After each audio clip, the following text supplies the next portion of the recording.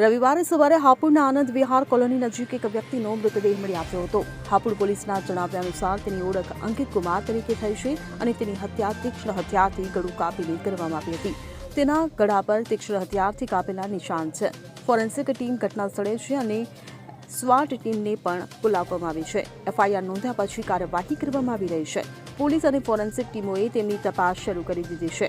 હાપુડના police અધિક્ષક કુંવર જ્ઞાનેન્દ્રસિંહે જણાવ્યું હતું કે મૃતક રાત્રે ફોન પર કોની સાથે વાત કરતી વખતે ઘરેથી નીકળી ગયો હતો. બાદમાં તેનો મૃતદેહ અમર વિહાર કોલોની નજીક મળી આવ્યો હતો.